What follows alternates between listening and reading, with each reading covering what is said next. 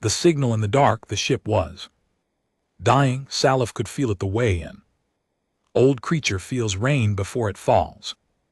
Deep in her body, in the slow dimming of the lights above her head, in the groan of metal that should never groan.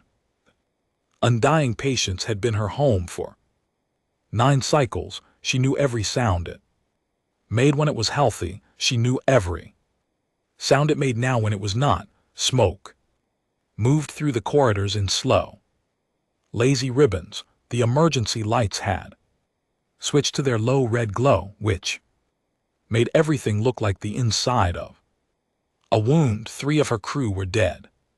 7 more were injured. The reactor had not simply failed, it had torn itself apart from the inside, and the damage it left behind was the kind that could not be fixed with the tools they had on board.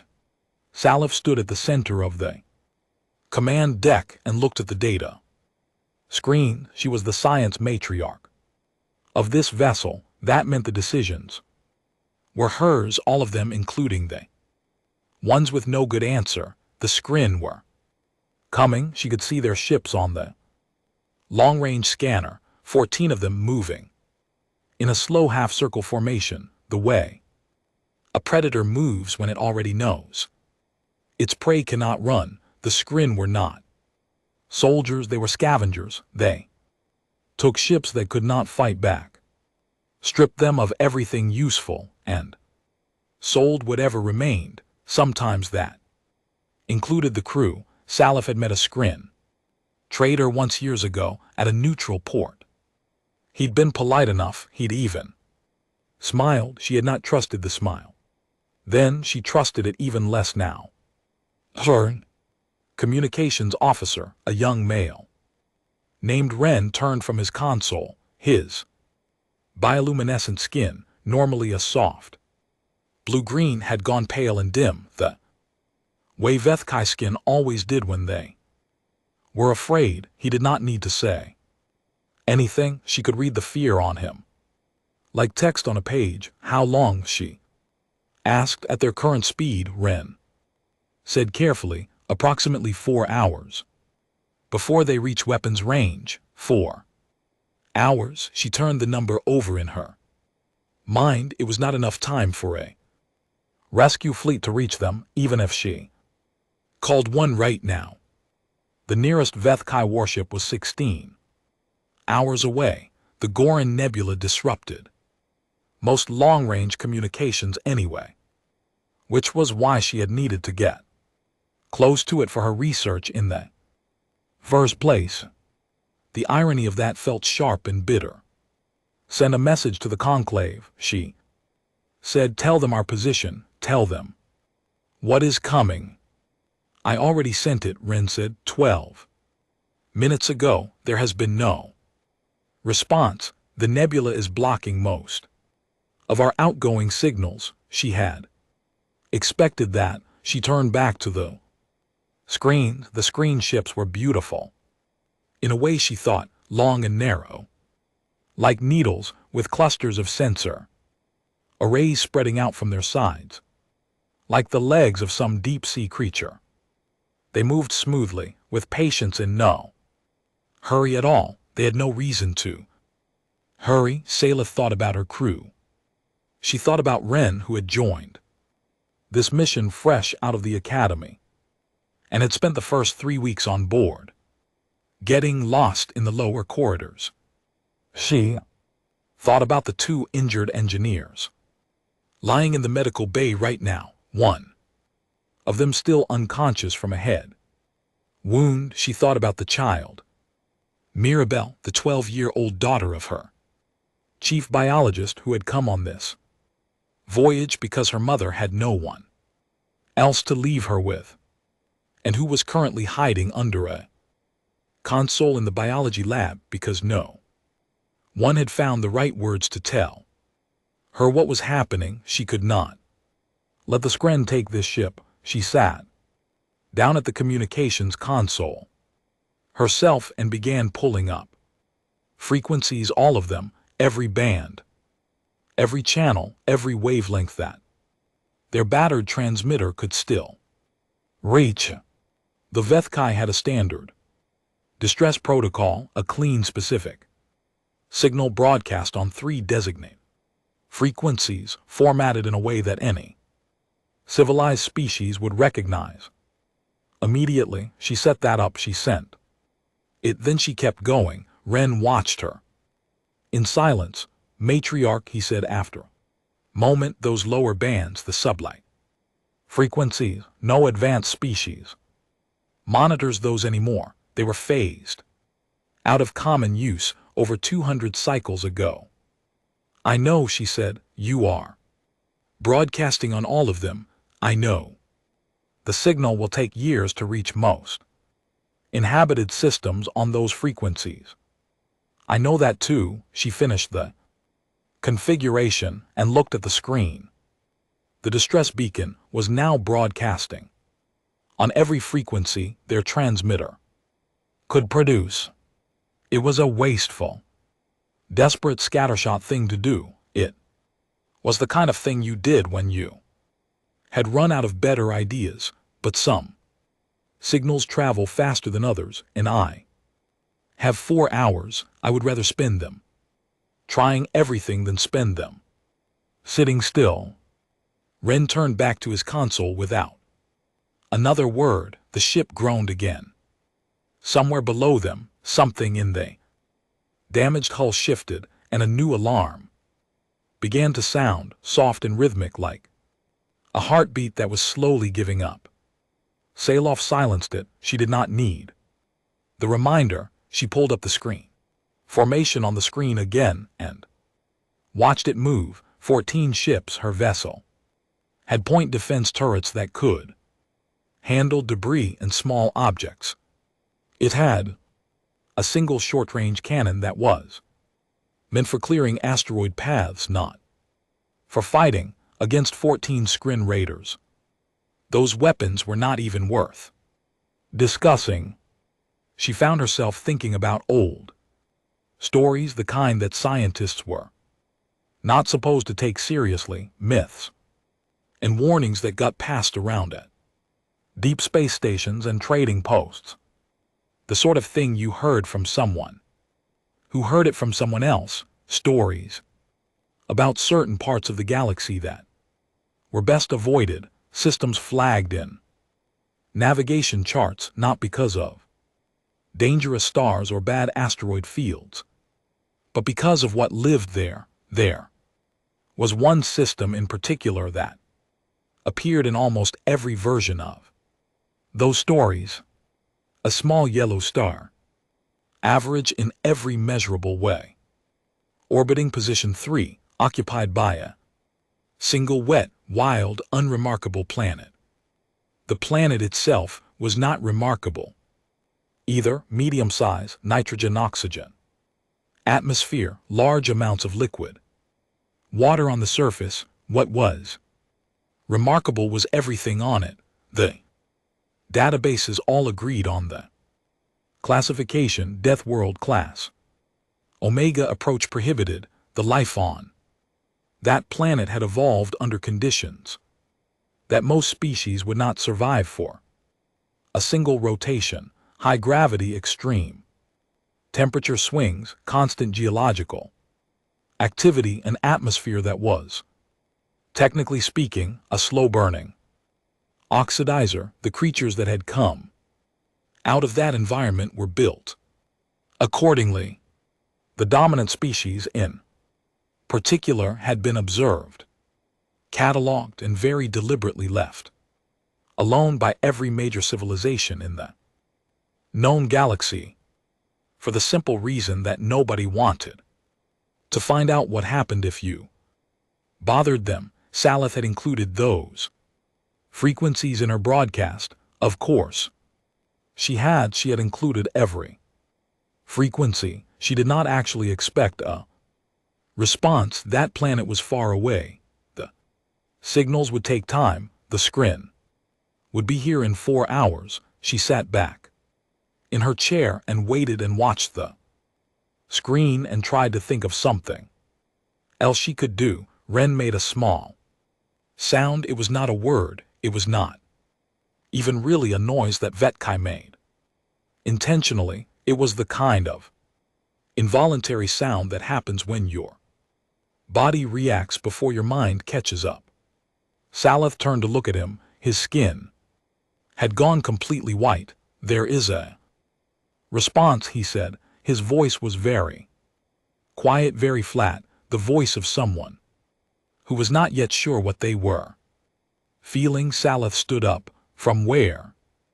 Ren looked at her, then he looked back at his screen, then he looked at her again. Third planet, he said. Small yellow star. The signal is already strong. They must have been moving before we even finished broadcasting. He paused. Matriarch, their approach vector, they are not coming slowly. She crossed the room and looked at the screen over his shoulder. The response signal was clear and direct, a short encoded pulse, not the formal language of diplomacy, not the careful multi-layered greeting that civilized species used when making contact. It was simpler than that. Blunter, the kind of thing you transmitted when you did not have time for pleasantries. It said essentially, "We are coming, hold on." Salif read it twice. On the long-range scanner 14.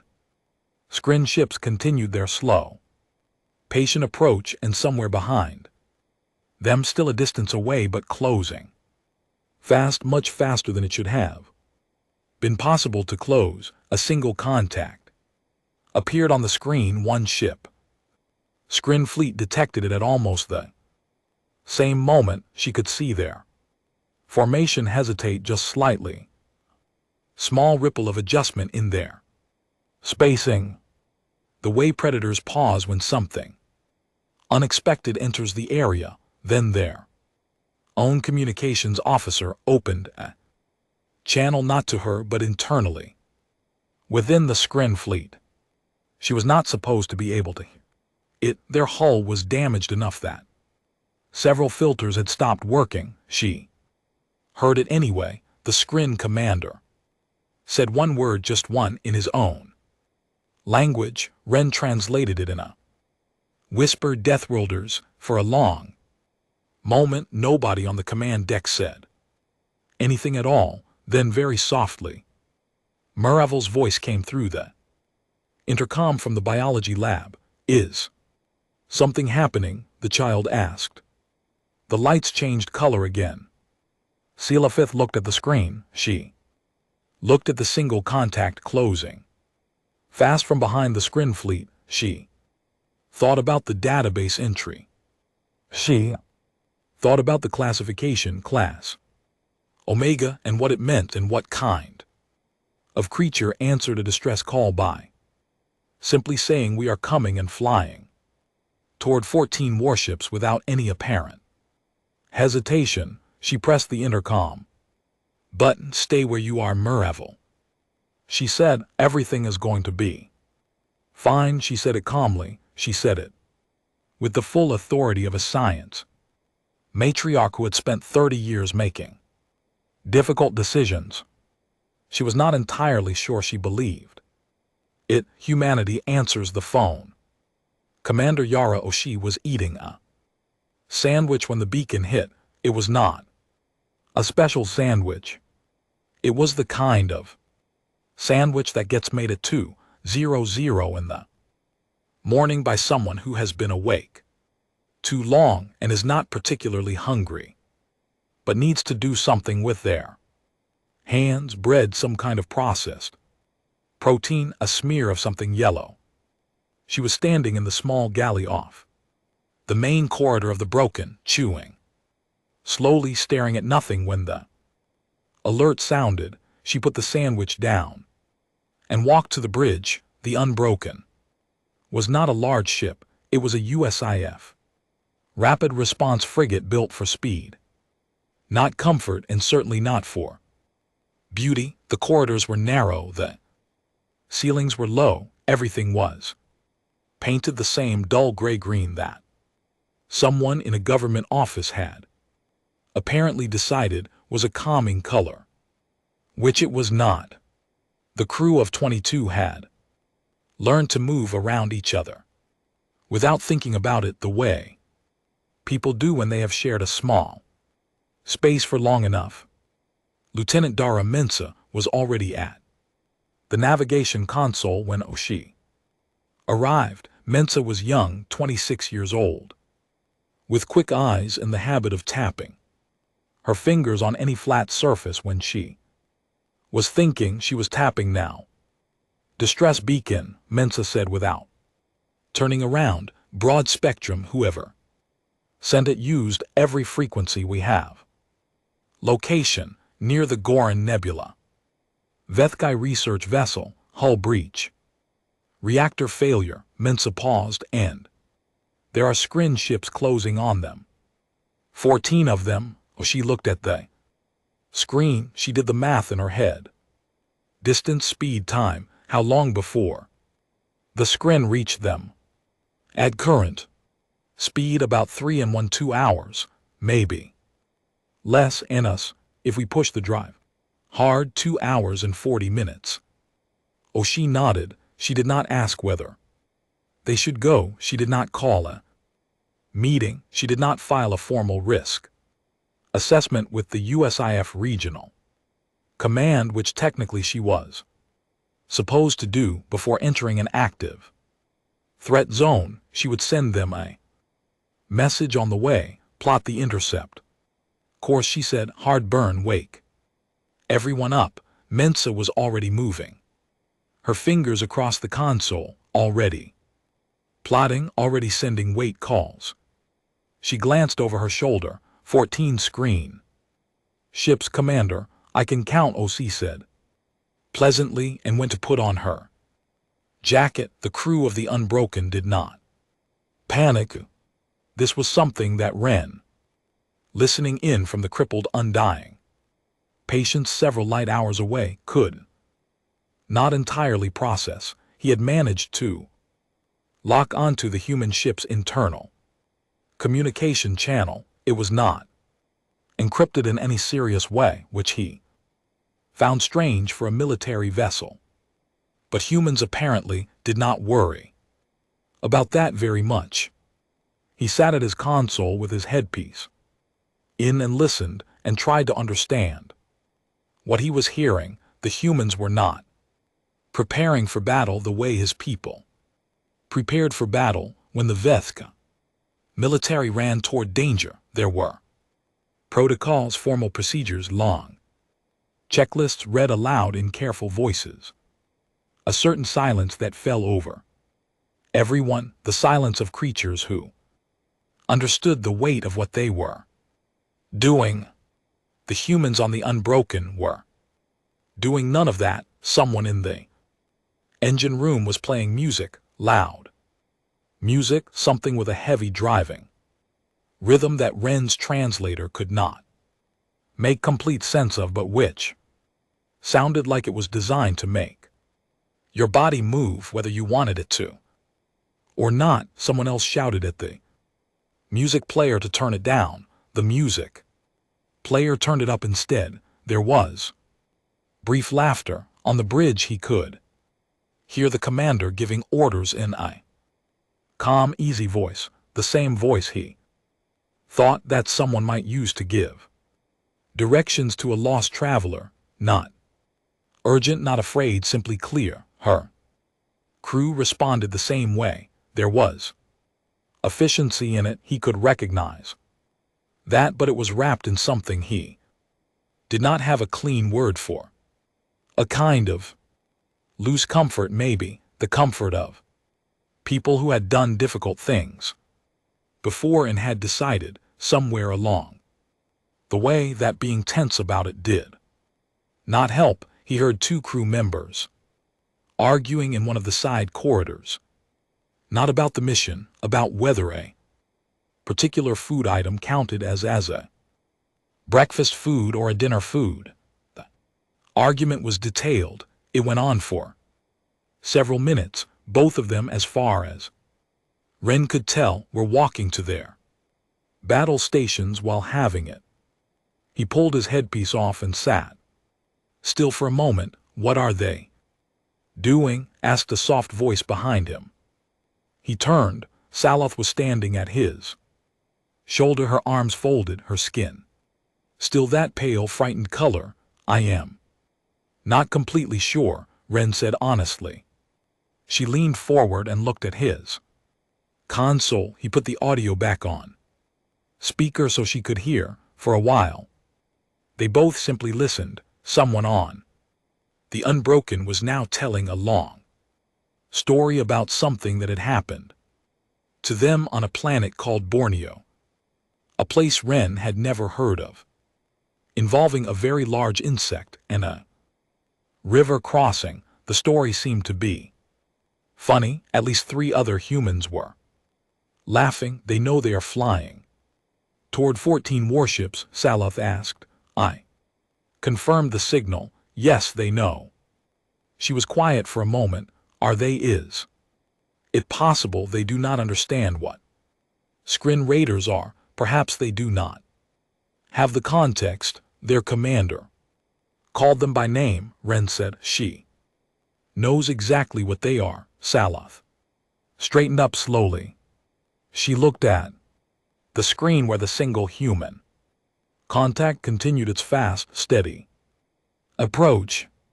Then she looked at the 14 Skrin ships, still moving in their patient half circle. Then she looked at her own hands. I may have made a mistake, she said very quietly. Ren did not answer, because he did not know what to say. On the bridge of the Unbroken, Commander O'Connell stood in front of her crew and gave them the situation in plain words.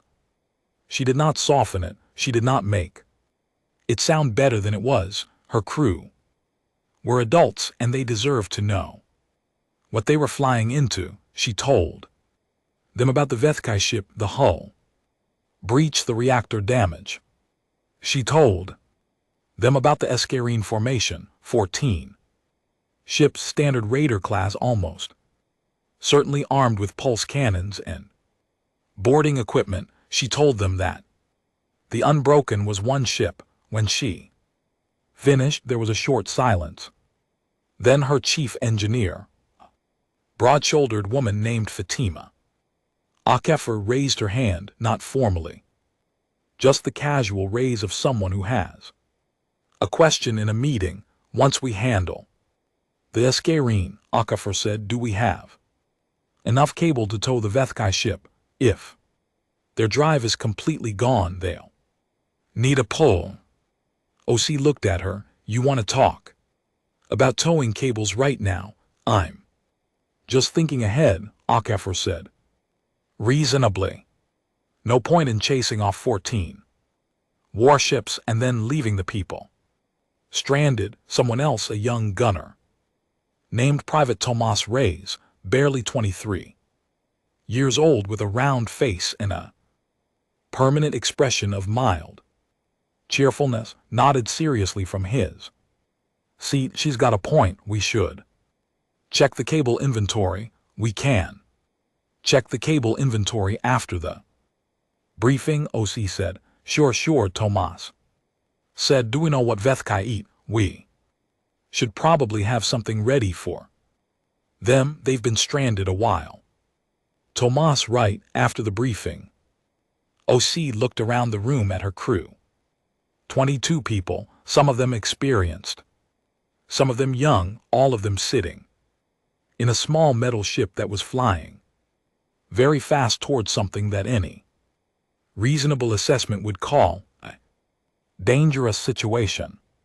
They were not afraid, or if they were afraid, they had put it somewhere neat and were not letting it get in the way. She had worked with other species before. She had done joint operations with Vethkai observers, with Korathi advisors, with Pelhari navigators. They were good people, all of them capable and professional, but she had noticed in those joint operations a certain quality that different species brought to a crisis. Most of them got quieter, more careful, more contained. Her people got Warmer, it was something she had never quite been able to explain to anyone who wasn't human. Danger made her crew pull together in a way that looked from the outside like they were not taking it seriously. They laughed more, they talked more, they thought about towing cables and food supplies and old stories about large insects. They did not do this because they were foolish or because they did not understand the risk. They did it because they had already decided they were going to deal with the risk, and once that decision was made, there was no point in being miserable about it. "All right," she said, "here's how we're going to do this," and she told them. Ren had his headpiece back in. He had been listening for a long time now. Salov had gone to check on the injured crew in the medical bay, which meant he was alone at his console, and he could listen without anyone watching him. The human commander was giving her plan to her crew now. It was a real plan, specific, detailed, built around the particular strengths of their ship and the particular weaknesses of a standard screen raider formation. Ren understood enough about space combat to recognize it as a good plan, a genuinely good plan.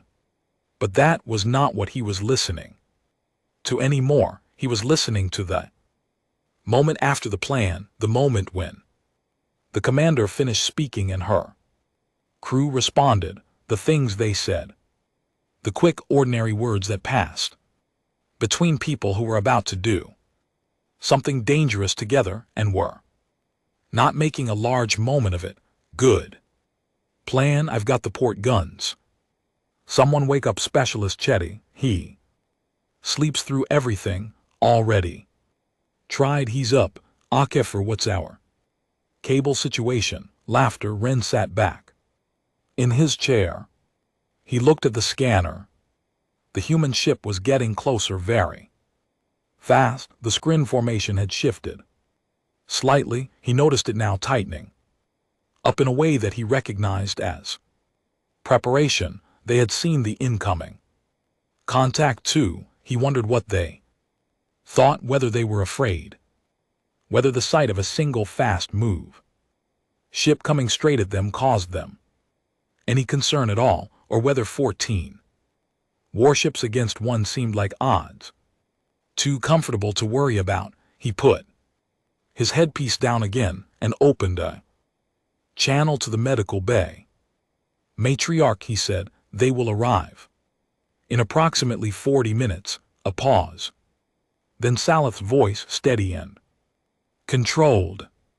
"Are they ready?" Ren thought about the music and the sandwich, and the argument about food categories, and the towing cables and the laughter that kept appearing between all of it, like something that could not be kept out. "Yes," he said, "I think they have been ready for a while." Deathworlders at work. The screen commander had seen many battles. He had raided 43 vessels over his career. He had boarded ships that were on fire. He had taken crews off ships that were venting atmosphere into open space. He had operated in asteroid fields in the shadow of gas giants in the narrow debris belts between dead moons. He was not a young commander. He was not a reckless one. He had survived this long precisely because he understood danger and respected it. He looked at the single contact on his scanner and did not feel respect. He felt something closer to confusion. One ship, a small one, coming fast and straight. No evasive pattern, no cautious approach angle, no attempt to stay out of weapons range until the last possible moment. Just a direct line, like something thrown. It was either the bravest thing he had ever seen or the most foolish, and in his experience, those two things were very often the same. "Charge weapons," he said. "All ships, standard intercept formation." His fleet moved into position, 14 ships. Arranged in a wide net, whatever was coming, it was going to fly straight into the center of that net. There was nowhere else for it to go. He almost felt sorry for them, almost. The Unbroken dropped out of faster-than-light travel inside the screen formation, not outside it, not at the edge of it, inside it, in the gap between the third and fourth ships on the left side of the net, close enough that the screen vessels had to fire their positioning thrusters just to avoid a collision. It was the kind of maneuver that required a calculation so precise that most navigators would not attempt it even in a simulator. A margin of error of a few hundred meters in any direction would have ended the Unbroken instantly, not from enemy fire but from the physics of appearing inside solid matter at high speed. Lieutenant Mensah had calculated it. She had checked it 3 times, then she had done it. Effect on the screen formation was immediate. Their net pattern broke apart as ships scrambled to adjust, to turn, to figure out where the threat was now that it had appeared behind their front line. For about 12 seconds, 14 warships were pointed in 14 different directions. Commander OC used those 12 seconds. Unbroken moved through the confused formation like a needle through loose cloth, fast, precise, firing as it went. Not wildfire, targeted, deliberate shots aimed at specific systems on specific ships, engines, weapons arrays, communication dishes. Tamas was at the guns, and he was very good at his job. He had grown up on a death world. He had been hunting since he was 9 years old. He understood the principle of the shot. You do not waste it, you place it. He placed everyone. 3 screen ships lost engine function in the first pass.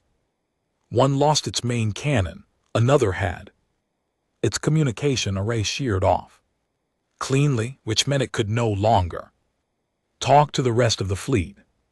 The whole first pass took 41 seconds. Salef was watching the scanner so hard that her eyes hurt. She had pulled up the feed on the main screen of the command deck, expanded it as wide as it would go, and stood in front of it with both hands pressed flat on the console. Ren was beside her. Neither of them spoke. There was nothing useful to say. She watched the single human contact move through the screen formation, and she tried to understand what she was seeing. It was not the way the Vethkai fought. The Vethkai were methodical. They built plans like structures, one piece at a time, checked and verified. Nothing left to chance if it could be helped. Their military commanders were celebrated for their patience, for their ability to read a battle over a long period of time and make the right move at the right moment. What she was watching was not patience, it was something faster than patience. It was instinct operating at the speed of thought, a constant stream of decisions being made and acted on before they could be fully examined. The human ship changed direction 6 times in the first minute, 6 times. Each change was small, quick, and immediately followed by a shot or a maneuver that made the reason for it clear only after it had already happened. They are not following a battle plan, Ren said softly. No, she agreed. Then what are they following? She watched the screen.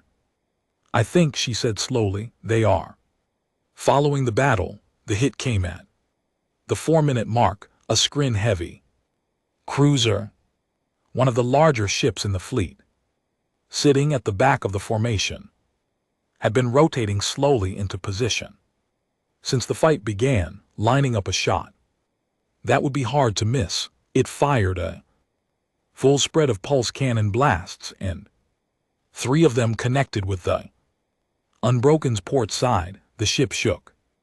Hard alarms went off. A section of the port corridor buckled inward, and a seal on deck 3 ruptured, venting atmosphere on the screen scanner. It looked like a serious hit, possibly a crippling one. On the Unbroken, engineer HFY looked at her damage readout, said one short word under her breath, grabbed 2 crew members who were passing by in the corridor, and went to fix it. She did not ask for permission. She did not wait for an order. She simply went because the problem was there, and she was there, and she knew how to solve it. 4 minutes and 20 seconds after the seal ruptured, it was sealed again. The Unbroken had not stopped moving during any of this. OC's voice came over the internal channel, calm and even. HFY status patched. And holding HFY said, slightly out of breath, we lost some equipment in the port storage room. Nothing critical.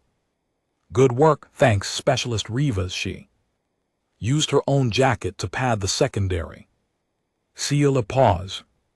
Then someone get Rivas a new jacket already on it, said another voice. Then almost immediately, hey, Tomas, do you have a preference for color? Tomas from the gun station did not miss a shot. Surprise me.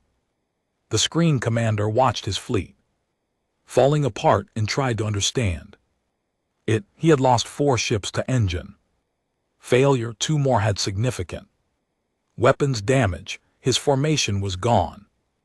There was no formation anymore, just ships trying to track a target that would not stay still long enough to be properly targeted. Every time one of his gunners lined up a shot, the human vessel was already somewhere else, already firing at something new. He had fought difficult battles before.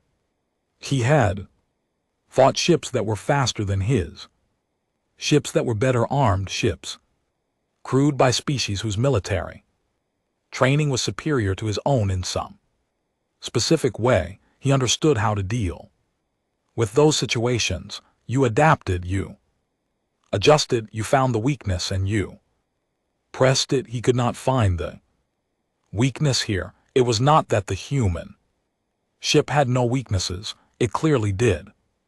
It was one ship. It had damaged more than 3 of his vessels, and that hit to its port side had been real damage.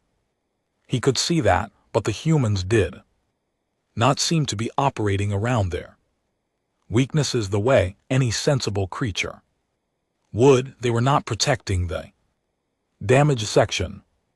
They were not pulling back. They were moving as though the damage had simply become a new condition of the battle, noted and set aside like weather. He opened a fleet-wide channel, focus all available weapons on the Unbroken, destroyed the communications relay on his own ship before he could finish the sentence. For a long moment he sat in silence. Then his first officer turned and said, very quietly, "Sir, 4 of our ships are signaling retreat." He looked at the screen. The 4 ships, the ones with engine damage still drifting, were firing small positioning jets, trying to push themselves out of the combat area. He understood the impulse. He did not blame them. He watched the human ship make another pass, fast and deliberate, and he thought about the database entry his navigator had pulled up when they first detected the incoming signal. The entry had been brief. It did not need to be long. Deathworld Class Omega. Approach prohibited. He had dismissed it as an old warning, a precaution written by cautious bureaucrats who had not actually seen one of these creatures in action and were simply afraid of something they did not understand. He understood now, or at least he understood enough. He opened a channel, a direct channel just to the human Ship since his fleet-wide communications were no longer working. Human vessel, he said, his translator handled the language shift. Automatically, what are you? The response came back immediately. No. Delay, no consultation, just the commander's voice, clear and unhurried. As if she had been expecting the question, we're the ones who answered. The beacon, she said, you should leave. Now, I'd rather not damage any more of your ships. He noticed she did not say she was giving them a chance to survive. She said she would rather not damage more ships, as if the damage was an inconvenience to her, a mild inefficiency, something she preferred to avoid, not out of mercy, but out of practicality. He sat with that for a moment, then he gave the order to withdraw. Salith watched the screen fleet go. They did not all leave at once. The ships with engine damage could not move quickly, and some of them had to be nudged along by the others. It took almost 20 minutes for the last of them to clear scanner range, 20 minutes of slow, ungraceful retreat, the remnants of a 14-ship raider fleet limping away from a single human frigate that had not stopped moving once during the entire engagement. When the last screen ship disappeared from the scanner, the command deck of the Undying Patience was completely silent. Then Ren made a sound, not a word, just a long, slow exhale, the kind that comes after you have been holding your breath. Without realizing it, Salith realized she had been doing the same thing. The human ship was holding position now, few kilometers off their port side, close enough to be clearly visible on the short-range scanner. It was not a large ship. Looking at it, knowing what it had just done made something strange happen in Salith's chest, a mix of feelings. She did not have a single word for. The communication channel crackled. Undying Patience, this is Commander O'Malley of the USSF Unbroken.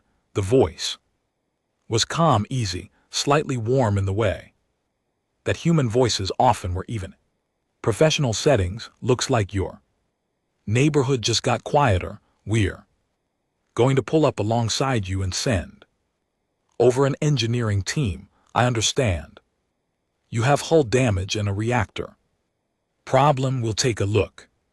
Salith pressed the response button. She opened her mouth. She closed it again.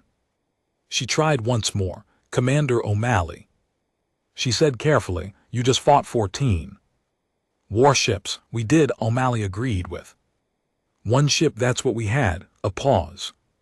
Salith looked at Ren. He looked back at her. Neither of them had anything useful to add. Thank you, Salith said finally. It felt like a very small thing to say. You called, we came, O'Malley said simply. That's how it works. Now let's get your ship fixed.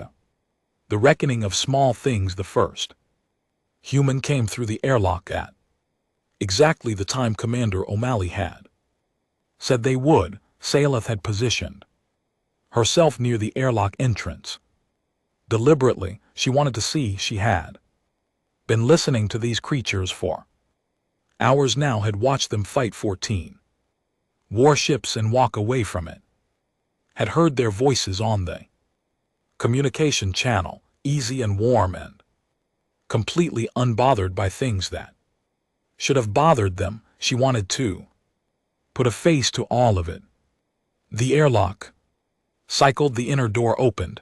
The human who stepped through was not what she had expected, though she could not have said exactly what she had expected. He was young. She would later learn his name was Tomas Reyes, and that he was 23 years old, which for human was apparently not very old at all. He was wearing an environment suit that had a small drawing on the left arm done in marker of what Hearst's translator eventually Identified as a cartoon bear, he was carrying a large bag of equipment over one shoulder and a smaller bag in his other hand, and he was looking around the damaged corridor with unguarded curiosity, the way a person looks at something new that they find interesting rather than threatening. He saw Salith and stopped.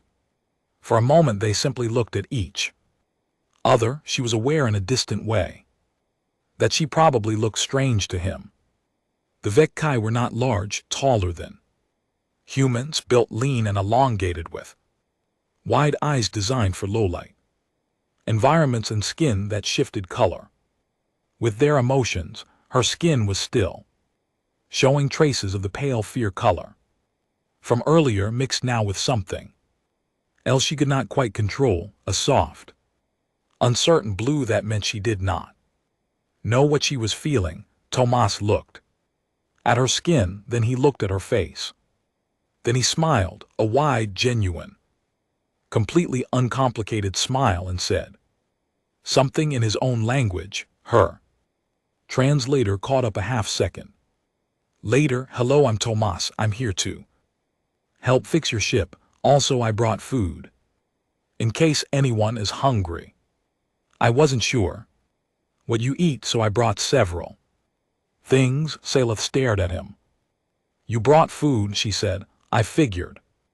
You've been stranded a while. He held up the smaller bag. I have protein bars, some dried fruit, and something called emergency ration cake, which honestly doesn't taste as bad as it sounds. We also have actual meals back on the ship, but I didn't want to make assumptions about. He paused, looking at her expression. I can put the food away if that's weird. It is not weird, she said after a moment. It is very. She searched for the word considerate. He nodded as if this was the most normal thing in the world, which she was beginning to understand it probably was to him. Okay, great. Can you show me where the reactor damage is, Commander? Osai said it's pretty bad. It is extremely bad, she said. Perfect, he said cheerfully, and waited for her to lead the way. The engineering team from the Unbroken moved through the Undying, patience like water finding its own level. There were 6 of them, led by Akefer, who had a way of walking into a damaged room and immediately understanding what needed to be done in what order, as if the broken things were speaking to her directly. She did not ask many questions. She looked, she touched things, she made small sounds to herself, and then she started working and expected her team to follow. They were loud. Sayloft's crew found this startling at first. The Vethkai were a quiet species by nature, and their ship, even at its best, had a certain hushed quality to it. The humans talked constantly while they worked.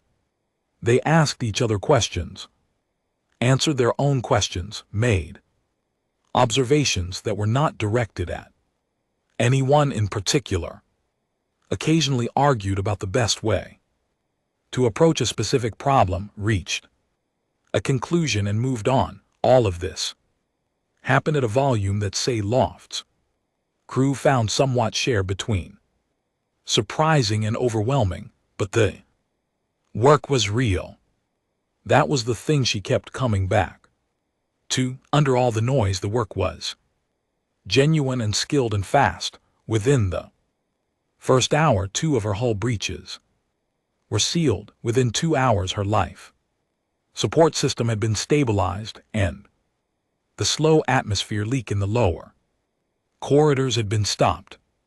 Alkafer had looked at the reactor damage, made a sound tint that combined both concern and professional interest in roughly equal parts, and declared that she could not fully repair it in the field, but she could make it safe enough to travel on reduced power, which was more than Salith had hoped for. She followed the team through the corridors and watched them work and tried to understand what she was looking at. She found Tomas in the biology lab. She had not sent him there. She had shown him the reactor room and pointed him toward the damaged power conduits on the lower deck, and she had assumed he was still there. But when she passed the biology lab on her way back from checking on the medical bay, she heard a voice inside, his voice soft and steady, and she stopped at the open doorway and looked in. Mirabel was trapped.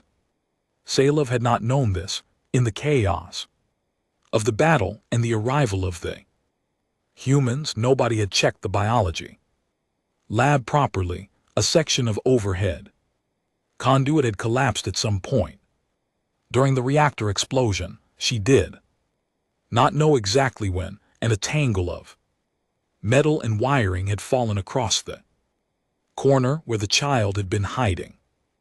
Mirabel was not badly hurt, but she was stuck, her small body wedged between the fallen conduit and the base of a large equipment cabinet, unable to push herself free without risking pulling the whole tangle down on top of her. Tomas was crouched beside her. He had his tools out, but he was not using them. Yet he was talking. Salov could not hear the words clearly from the doorway, but she could hear the tone. Low and calm and unhurried, the way you talk to someone when you want them to know that there is no emergency, that everything is under control, that the person talking to them knows exactly what to do and is in absolutely no rush. Mirabel's skin, which had been a deep, panicked red when Salov had briefly checked on her 2 hours ago, had faded to something softer. She was listening to Tomas. Her large eyes were fixed on his face. He reached out slowly and moved a piece of conduit. He checked something. He talked some more. He moved another piece. He was methodical about it, patient in a way that surprised her, given how quickly she had seen him move. During the battle, he seemed to have two speeds entirely. She thought at the guns he had been fast and focused and precise. Here he was slow and careful, and just as focused, as though both things required the same quality of attention, and he simply adjusted the pace to match what the situation needed. It took him 2 hours. He talked the entire time. She listened from the doorway for a while, then went away to check on other things, then came back. He was still talking. Mirabel was talking back now, in the halting way of someone who does not share a language, but is willing to try anyway, pointing at things and asking questions with her hands when her words ran out. Tomas answered all of it, whether he understood the question or not, which Salith suspected he mostly did not. It did not seem to matter when Mirabel finally came free, slowly, carefully, with Tomas's hands guiding her out from under the last piece of metal. The child immediately grabbed his arm with both hands. It was a Vethkai gesture of gratitude, instinctive and direct. Tomas went very still for a second, clearly not knowing what it meant. Then he seemed to decide it meant something good, and he put his free hand over hers and smiled. Salith stood in the doorway and felt something happen in her chest that she had no scientific word for. She found Commander Ozzy an hour later standing in the observation corridor, a narrow passage with a transparent section of hull that looked out into open space. Ozzy was leaning against the wall with a cup of something hot, looking out at the stars, and she turned when she heard Salith coming. They stood together for a moment without speaking. The nebula was visible from here, vast and slow, its colors moving in long, patient waves of green and purple and deep amber. It was beautiful. It had always been beautiful. Saloth had been too frightened today to notice. Your engineer, Saloth said, Tomasis. He spent 2 hours freeing a child from a collapsed conduit. He did not have to do that. It was not part of his repair assignment. Osi glanced at her. Nobody told him to fix the reactor conduits either. He just saw they needed fixing and did them on his way to something else. Saloth considered this. Is that a human characteristic, doing things that are not required of you? Osi thought about it seriously, which Saloth appreciated. She did not wave the question away or give a quick answer. I think, Osi said slowly, it's less about what's required and more about what you notice. We notice things, problems, people, situations, and once you notice something, she paused, it's hard to just walk past it. Saloth looked out at the nebula. Your world, she said, it is a very dangerous place. Everything on it, the predators, the weather, the environment itself. You evolved in that. You survived it. She paused. How? Osi was quiet for a moment. She took a sip from her cup. We got really good at deciding not to die, she said, and then we got curious about everything else. It was a simple answer. Saloth turned it over in her mind, looking at it from different angles, and the more she looked at it, the more she found inside it. The decision not to die was not a passive thing. It was a commitment, one that had to be made and remade every day in 1,000 small ways, and the curiosity, the reaching outward after the survival was secured, the hunger to understand and explore and connect, that was not separate from the survival. It was part of the same thing. She thought about Thomas talking to a frightened child for 2 hours in a language the child did not understand. She thought about the crew arguing about food categories while flying toward a war zone. She thought about Akafer patching a hull breach with her crew member's jacket, and then immediately asking about towing cables. She went back to her console and began composing her report to the Vethkai Conclave. She wrote for a long time. She chose her words carefully because she wanted them to understand not just what had happened but what it meant.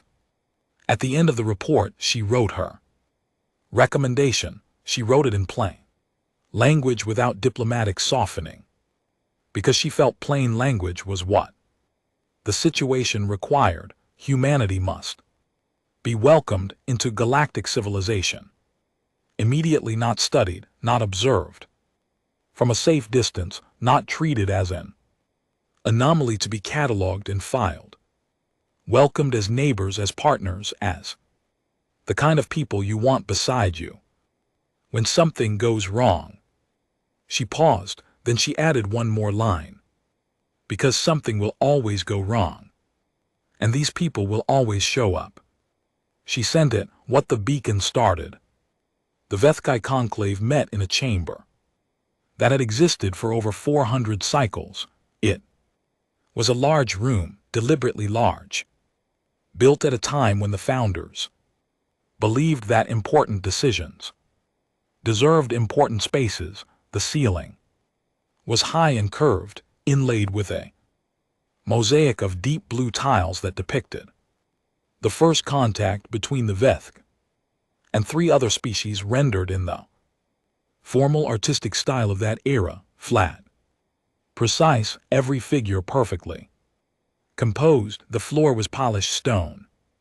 The seats were arranged in a wide circle, tiered so that every delegate could see every other delegate clearly, because the founders had also believed that people who had to look each other in the eye made better decisions. There were 41 delegates in the chamber today, representatives of 19 different species, some present in body, others projected as holograms from systems too far away.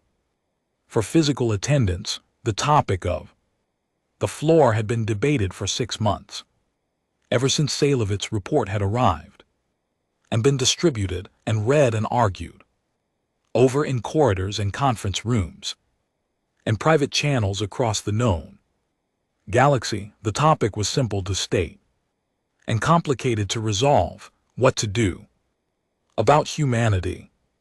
The Eskarog delegate spoke first, as he had spoken first in every session for the past 3 months. He was a tall creature, gray-skinned, with the long fingers and flat eyes of a species that had evolved in low-gravity environments and had never quite lost the stretched, weightless quality in the way moved. His name was Vorlag, and he was a skilled diplomat, patient, precise, never visibly angry, which made him more effective than the ones who raised their voices. The concern, he said, as he had said before, is not hostility. We do not claim that humans are hostile. The concern is unpredictability. A species that evolved under Deathworld conditions cannot be expected to respond to situations the way other species respond. Their threat assessment is different. Their risk tolerance is different. Integrating them into galactic structures built on shared assumptions about safety and proportion, this carries real risks that this conclave has an obligation to take seriously. Several delegates nodded. Several others were still. Vorlag had good points. He always had good points. That was what made him difficult. The Karathi delegate spoke next, a compact, four-armed being with a voice like something scraping across stone. The Karathi were the oldest civilization currently represented in the conclave. They did not often speak in open session. When they did, people listened. We have reviewed the incident report, the Karathi delegate said. The humans engaged 14 Eskarog vessels with 1 ship. They did not request backup. They did not wait for authorization. They simply acted. A pause. We are not arguing that the action was wrong. We are asking, what happens when a future action is not right? What happens when humans act without waiting for authorization in a situation where waiting was the correct choice? They are powerful. They are fast. They do not hesitate. These are not always virtues. The chamber was quiet for a moment. Then science. Matriarch Seloth stood up. She had not planned to speak today. She had submitted her written report. She had answered questions in 3 separate committee sessions. And GT clears throat. And GT. She had said what she came to say, she thought. But she had been sitting in this chamber for 2 days now, listening to delegates argue about humans in the careful, measured language of people who had never met one, and she found that she had one more thing to say after all. I would like to show you something, she said. She did not explain what it was. First, she simply opened the file on the chamber's shared display system and let it play. It was an audio recording, 47 minutes long. She had edited nothing. For 47 minutes, the chamber listened to Tomas Reyes talking to a frightened child in a collapsed corridor. They could not see it. There was no visual recording from that angle. They heard only his voice, low and patient and continuous, filling the silence of the broken room with words that most of them could not understand, even with translators, because he was not saying anything translatable. He was not giving instructions or information. He was Simply talking, telling stories it seemed, describing things, keeping his voice steady and present so that the child knew at every moment that she was not alone. Occasionally Mirabelle said something, a small sound, a question, shape in the Vethkai tongue, and his voice would shift slightly, responding to the sound of her even when he could not respond to the words. At the 30-minute mark, there was a long sequence of careful metallic sounds as he worked at the conduit, and his voice kept going through all of it, uninterrupted. At 46 minutes there was the sound of the child coming free, a soft sound of effort and relief. Then Mirabelle's voice, clear and young and very tired, saying a word in Vethkai that translated simply as thank you, and Tomas's voice saying in his own language, there you go, you did great. You were really brave. Seloth stopped the recording. The chamber was very quiet. She looked around the circle of delegates. Some of them were still, some were leaning forward slightly. The Karathi delegate, whose face was not built for expressions that she could easily read, had gone very still in a way that she had learned over 2 days of watching. Meant something was being processed. He did not know I was recording, she said. He did not know anyone was watching. There was no benefit to him from what he did in that room. The child was not critical to the mission. Freeing her did not advance any objective. He did it because she was there and she was frightened, and he noticed. She paused. That is who answered our beacon. She sat down. Voruth tried to respond.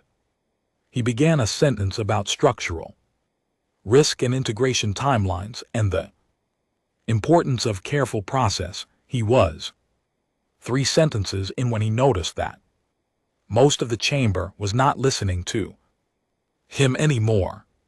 He finished the sentence anyway because he was a professional, and then he sat down as well. The vote was called 2 hours later. It was not unanimous. 7 delegates voted against full membership, including the Skrin representative and 2 others whose objections were noted and entered into the formal record, but 34 delegates voted in favor, which was more than had voted in favor of any new membership application in the past 80 cycles. Humanity was formally invited to join galactic civilization, not as a protected species, not as a probationary member with restricted access and supervised interaction, as a full member with all the rights and responsibilities that carried.